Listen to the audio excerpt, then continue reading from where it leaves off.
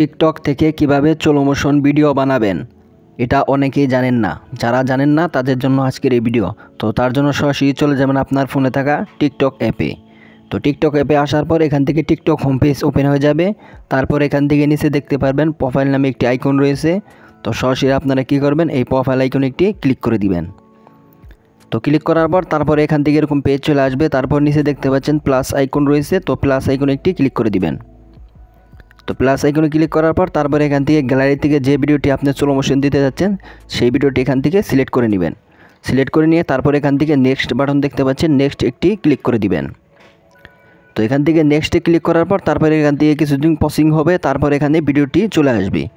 তো চলে আসার পর তারপর এখান থেকে দেখতে পাচ্ছেন আমার ভিডিওতে কোনো স্লো মোশন দেওয়া নেই। তারপর এখান থেকে দেখতে পাচ্ছেন ইফেক্ট নামে একটি অপশন রয়েছে, তো এই অপশনে একটি ক্লিক করে দিবেন।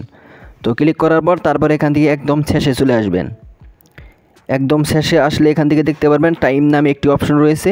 তারপর এখান থেকে দেখতে পাচ্ছেন স্লো মোশন নামে একটি অপশন রয়েছে, তো এই অপশনে একটি ক্লিক করে দিবেন।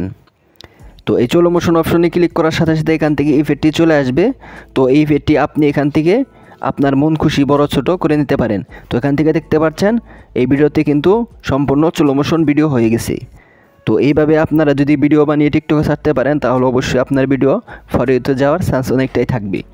তো এখান থেকে এটা আপনি বেশি কম বাড়িয়ে ছুটিয়ে আগিয়ে বাড়িয়ে সব কিছু নিতে পারবেন। তো আপনার মন খুশি যেভাবে চান সেভাবেই আপনি রাখতে পারবেন।